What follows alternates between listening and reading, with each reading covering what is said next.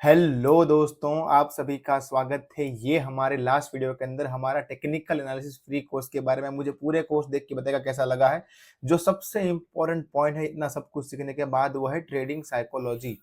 सीख तो हर कोई जाता है, लेकिन जो मेन पॉइंट होता है वो होता है साइकोलॉजी, जिसके बारे में आपको पता है कि मैं बहुत ज्यादा माहिर हूँ, जिसके ऊपर सबसे ज्यादा फोकस भी देता हूँ। तो आपको वो आज चीजें बताने वाला हूँ कि आपको कौन कौन चीजें ध्यान में रखनी है, क्या क्या चीजें यूज करनी है, कैसे करनी है, किस तरह उसको अप्लाई करना है, वो चीजों के बारे में हम आज बात करने वाले हैं। सबसे पहला जो पॉइंट है, use your brain. Indicator, candle stick, वो सब बाद में रहेगा, लेकिन सबसे पहला यूज योर ब्रेन। वो सब बाद में रहेगा। पैटर्न पैटर्न, ये ब्रेन का मतलब क्या होता है? सिंपल, आपको हर एक चीज को क्वेश्चन करना है। आपको मैं एक एग्जांपल देता हूं कि कोई स्टॉक है जो अच्छा खासा हाइप स्टॉक है, उसके रात को रिजल्ट आए हैं और आपको और पूरी दुनिया को लगता है कि भाई ये स्टॉक तो बहुत ज्यादा ऊपर जाएगा, रिजल्ट बहुत अच्छा है, जितना एक्सपेक्टेड थे उससे बहुत बढ़िया है। और नेक्स्ट डे आप देखते हैं कि वो स्टॉक ऑलमोस्ट फ्लैट खुलता है या फिर 1% प्लस खुलता है। क्या ऐसी कंडीशन में आप, जब आपको पता है कि ये स्टॉक बहुत बढ़िया है, पेरेंटल कंपनी बहुत अच्छी है, रिजल्ट बहुत भयंकर है, लोग तो बड़े बड़े टारगेट दे रहे हैं, ऐसी कंडीशन में मुझे बताया कि कौन यहाँ पे कंफर्टेबली बाय नहीं कर पाएगा? हर एक कोई होगा जो बाय कर पाएगा। सीधी बात है, इतना इजी बन रहा है, कितना अच्छा रिजल्ट है, फिर भी 1% ऊपर या फिर फ्लैट खुला हुआ है। तो यहाँ पे हमेशा क्वेश्चन करना है कि भाई जो चीज मुझे पता है पूरी दुनिया को पता है, अगर ये इतना ही बढ़िया था तो ये भाई साहब सीधा खुलता 10% या 20% की सर्किट पे, फ्लैट नहीं खुलता। फ्लैट खुलने का मतलब है कि जो आप देख पा रहे हैं, सब देख पा रहे हैं, इजी कंफर्टेबल बाय करने क्यों दे रहा है? ये एग्जांपल मैंने आपको रिजल्ट का दिया है, कोई भी न्यूज आप लगा सकते हैं।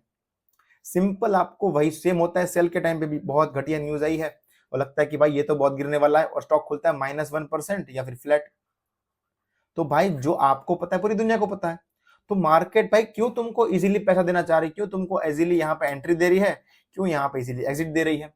तो समझ जाना कि यहाँ पे कुछ जोल है जहां पे सब कुछ अगर सबको पता है तो वो कंसेंसस व्यू यहाँ पे नहीं चलने वाला।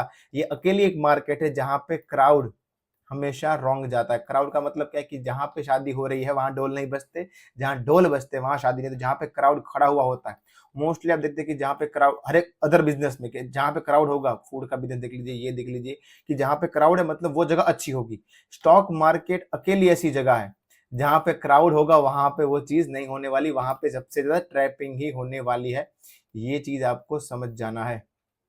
जब भी आपको ऐसा लगे कि अभी तो राइज खत्म हो गया है, यानी कि ये जो नेक्स्ट मूव था वो तो हो गया, समझ जाना कि तभी एक्चुअली नया ट्रेंड चालू हुआ है, ये अभी तो स्टार्ट है। जब आपको लगे कि अब तो मार्केट ने गिर लिया, जितना गिरा था बॉटम के आसपास आ गई, इतना तो गिर लिया, तब समझना कि एक्चुअली बियर मूव यहां से स्टार्ट हुआ है। अगर आप रिमेंबर कर पा रहे हो 2020 का कोरोना का काल, जहां से 11,700 में मार्केट गिरी थी 7500 पे, जब वो वापस मुड़ के आई थी 12,000, आपको पता होगा पूरी दुनिया यही बोल रही थी कि भाई अब इसका हो गया, जितना चलना था उतना चल लिया, अब यहाँ से गिरेगी गिरेगी, इनफ राइज आ गया। अगर आपने वहां पे ध्यान दिया तो वो 12,000 से जो 18,000 की जो जर्नी थी, असली रन वहीं पे आया है, असली स्टॉक वहीं चले हैं। यानी कि जब आपको लगे कि अब तो राइज खत्म हो गया, एक्चुअली राइज वहीं से शुरू होता है। जब आपको लगता है कि बॉटम बन गया, अभी तो और बॉटम आने बाकी, आपको ये समझ जाना, ये माइंड में अगर रख दिया आपने तो आपके लिए बहुत बढ़िया होगा। अब अगर मेन पॉइंट की बात करें कि आपके अंदर डिसिप्लिन होनी चाहिए, आपको मैं कुछ डिसिप्लिन के पॉइंट समझाता हूं। देखिए, ये रूल मैं आपको बता पा रहा हूं बेस्ड ऑन माय एक्सपीरियंस। अभी आप अगर ये नहीं सीखेंगे तो आप भी मार्केट में 2 नहीं तो 4 साल बाद पैसा गवा के सीखने वाले हैं। आएंगे इसी पॉइंट के ऊपर, याद रखना, जो मैं आज बताने वाला हूं सीखेंगे वही, मानेंगे वही। या तो आप मेरे एक्सपीरियंस से सीख लीजिए, या खुद 2-4 साल पैसा गवा के फिर सीख लीजिए। जहर को पहचानने के लिए आपको भी जहर पीना जरूरी नहीं है। कोई अगर दूसरा बंदा जहर पी के मर गया है तो समझ जाना है कि भाई जहर से मर जाएंगे, इसको पीने की नीड नहीं है। समझ जाना है, दूसरे की गलतियों से सीखना है, तब भी आप जल्दी ग्रो कर पाएंगे। सबसे पहला है प्लान योर ट्रेड। और एक बार प्लान कर लिया फिर ट्रेड योर प्लान।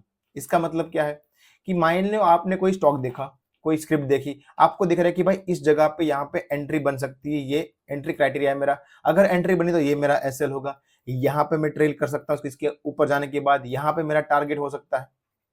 ये सब कुछ आप पहले प्लान कर लो। जब भी आपको वहां पे एंट्री मिलती है फिर ट्रेड योर प्लान, फिर जो आपने डिसाइड किया हुआ है वही आपको ट्रेड करना है। फिर वहां पे बीच में इमोशन या फिर साइकोलॉजी को नहीं घुसाना है कि भाई आपका एसएल हो गया, लेकिन आपको तो अच्छा दिखा जा रहा है कि भाई ये स्टॉक तो बहुत बढ़िया, टीम में दो आ जाते आलतू फालतू एनालिस्ट, बोलते हैं कि स्टॉक की पेडिग्री बहुत अच्छी है, रिजल्ट बहुत अच्छे आने वाले हैं, फ्यूचर बहुत अच्छा है, वो बहुत अच्छा है। आपने क्या फ्यूचर देख के स्टॉक लिया था, आपने टेक्निकल देख के स्टॉक लिया था, तो उसी को फॉलो करना है। जो चीज के देख के आपने, जो टाइम फ्रेम को देख के आपने स्टॉक लिया है, जो आपने स्टॉक लेने से पहले डिफाइन किया हुआ है आपका एसएल, उसी को हमेशा फॉलो करना है। कोई आंडू पांडू जगह पे नहीं जाना है, क्योंकि जब भी आप ऐसा करेंगे तब आपके यहाँ पे गलती होने के चांसेस बढ़ जाएंगे। 90% लोग यही करते हैं, क्योंकि एक बार एग्जिट के लिए तो सबके पास एंट्री होती है भाई, टारगेट आएगा तो सब निकल जाएंगे, हालांकि टारगेट में भी नहीं निकलते, टारगेट आने से पहले निकल जाते हैं। लेकिन जब ऐसे लाता है तब आपका सबसे बड़ा इमोशन आता है कि भाई अब तो मैं निकलूं या फिर नहीं निकलूं। तब आपके अंदर आते हैं नए नए विचार, आप बन जाते हैं एक्सीडेंटल इन्वेस्टर। वो हमको नहीं करना है।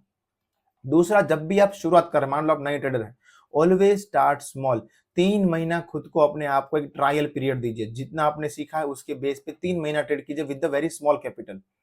अब स्मॉल का मतलब क्या है, सबका स्मॉल डिफरेंट होता है। अगर किसी के पास 1 करोड़ है तो उसके लिए 2 लाख स्मॉल होगा, किसी के पास 2 लाख है तो उसके लिए 20,000 शायद स्मॉल होगा। तो अपना स्मॉल कैपिटल अपने हिसाब से डिफाइन करना है, उसके साथ 1 महीना 3 महीना ट्रेड कीजिए, देखिए, क्योंकि 3 महीने के फेज में आप लर्न करेंगे अल्टीमेटली ट्रेड करके। वो लर्निंग के बाद सोचिए कि क्या फायदा हो रहा है, कितना आपने सीखा है, फिर आप जाइए हाफ कैपिटल लेके नेक्स्ट 3 महीने, फिर देखिए, फिर सीखिए, फिर आप जाए फुल कैपिटल लेके। सीधा एक जात जंप नहीं करना है। ये कोई यहाँ पे जादू की पुड़िया नहीं बनी हुई है कि आप एक दिन डालेंगे पैसा कल के दिन डबल हो जाएगा। ऐसा बिल्कुल नहीं होता। यही जादू की पुड़िया देखने के लिए लोग आते हैं और पैसा गवा के चले जाते, तो वो बिल्कुल नहीं करना है। Don't over trade. इसका मतलब क्या था, आपने डिफाइन किया कि भाई मैं 3 एसएल लेके निकल जाऊंगा मैक्स टू मैक्स, इंट्राडे कर रहे हैं मान लीजिए। अब आप सोच रहे हैं कि भाई मेरे को एक और 3 एसएल लेने के बाद आपको मार्केट दिखाएगी और कि भाई यहाँ पे एंट्री बन रही, वहां पे एंट्री बन रही, तब आपका इमोशन बीच में आएगा कि भाई लॉस कवर हो जाएगा, ये हो जाएगा, बहुत परफेक्ट एंट्री मिल रही है। कुछ भी नहीं करना है, हमेशा अपने आप को डिसिप्लिन रखना है। मार्केट में जो सबसे बड़ा आपका दुश्मन हो सकता है वो आपका है इमोशंस। अगर आपने उसको कंट्रोल कर लिया तो आपका काम हो जाएगा, जो है वो वही है। बीच बीच में आपको ट्रेडिंग ब्रेक भी लेने हैं कि भाई मान लो आपने 6 महीना ट्रेडिंग कर लिया, 8 महीना कर लिया, 1-2 वीक अपने आप को ब्रेक दे दीजिए। देखना ही नहीं है, मार्केट साइड में हो जाइए, क्योंकि आप ब्रेक देंगे तो यहाँ पे आप क्या होंगे कि जो बर्न आउट हो गए थे उस फेज से निकल जाएंगे और आप फ्रेश स्टार्ट कर पाएंगे, नई साइकोलॉजी के साथ, नई लर्निंग के साथ आप वापस को रिफ्लेक्ट कर पाएंगे। जो भी आप मनी यूज करेंगे, जो भी मनी आप ला रहे हैं मार्केट में, वो वैसी मनी लाएगा जिसको आप अफोर्ड कर रहे हो लूज करना। कि भाई अगर वो लूज हो जाए, पूरा का पूरा कल के दिन जीरो हो जाए, तो आपके और आपके परिवार को इतना ज्यादा फर्क नहीं पड़ना चाहिए कि उनकी लाइफस्टाइल ही पूरी चेंज हो जाए या फिर आप पूरे बैंकरप्ट हो जाओ।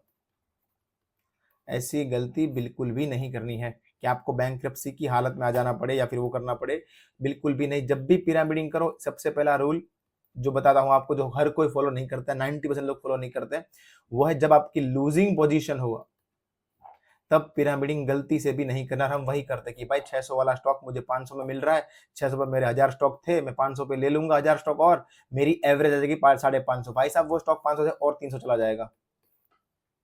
और आज के दिन भी आप अपने पोर्टफोलियो में देख लीजिए, आपके पास बहुत स्टॉक ऐसे पड़े होंगे जो आपने एवरेजिंग करके ही और लॉस में निकाले हैं, कि पहले तो 1000 स्टॉक लॉस में थे, अब तो 2000 स्टॉक लॉस में आ गए हैं। एवरेजिंग हमेशा ऊपर की ओर की जाती है, विनिंग स्टॉक के अंदर की जाती है, लूजिंग स्टॉक के अंदर नहीं। आपके पास मान लो 3 बिजनेस है, आपके पास 3 डिफरेंट बिजनेसेस है। एक बिजनेस है फूड का, एक बिजनेस आपने रखा है फुटवेयर का, और एक बिजनेस आपने रखा है आईटी का। मान लो तीनों बिजनेस चल रहे हैं। अब आपके पास पैसा पड़ा है 1 करोड़ रुपए एक्स्ट्रा। फूड का बिजनेस आपको मंथली 10% का लॉस दे रहा है कि भाई उसके अंदर पैसा नहीं बन रहा है। फुटवेयर का बिजनेस +2% का प्रॉफिट दे रहा है। आईटी बिजनेस आपको 10% की ग्रोथ दे रहा है, मस्त ऊपर की साइड। अब मैं आपको बोलूंगा आपके पास 1 करोड़ रुपया है, इसको इन्फ्यूज करना है। मोस्टली लोग क्या करते हैं, फूड में डालते हैं, मतलब जो स्टॉक मार्केट की बात कर रहा हूँ कि जो लूजिंग स्टॉक है उसके अंदर ज्यादा डालेंगे। लेकिन एक्चुअली आप जब बिजनेस की बात करेंगे किसमें डालेंगे, जो आपको ऑलरेडी मुनाफा दे रहा है उसके अंदर डालेंगे। सेम चीज पिरामिडिंग में वही है कि आपके पास एक्स्ट्रा पैसा है, एक्स्ट्रा कुछ बनानी है, जो आपको ऑलरेडी विनिंग में ला रहा है, जो ऑलरेडी अपने आप को प्रूव कर चुका है आपकी एंट्री के बाद, उसके अंदर और इन्फ्यूज कीजिए। जो आपको पहले से लॉस दे रहा है उसके अंदर डालेंगे, तो जो लॉस आपका पहले कैपिटल का था वो ये ऐड होके और बड़ा लॉस हो जाएगा। और आपके पोर्टफोलियो में आज भी वैसे स्टॉक आपको देखने को मिलेंगे जस्ट बिकॉज ऑफ ये चीज की वजह से। और 90% लोगों के पोर्टफोलियो रेड होने का रीजन यही है। दूसरा होता है रिस्क मैनेजमेंट।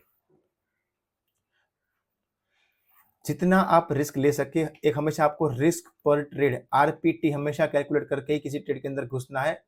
कभी भी एसएल जब भी आप डिफाइन करो, एसएल अपने परसेंटेज के हिसाब से मत करो कि भाई मेरा ट्रेड का एसएल तो कोई भी ट्रेड लूं 5% का मेरा एसएल है। एसएल कभी भी आपके हिसाब से नहीं होते, एसएल हमेशा चार्ट के हिसाब से होते हैं, पैटर्न के हिसाब से होते हैं। तो वो जो पैटर्न बोल रहे हैं उसके वो शायद पैटर्न का एसएल आपका 2% भी हो सकता है और 20% भी हो सकता है। तो इसको सॉल्व कैसे किया जाए? इसको सॉल्व किया जाता है बेस्ड ऑन आपके पोजीशन साइजिंग से, बेस्ड ऑन आपके पोजीशन साइजिंग से। कि आप मान लो कि एक ट्रेड के अंदर 1% एसएल ले पा रहे हो, मैं आपको समझाता हूँ कैसे पोजीशन साइजिंग करना है।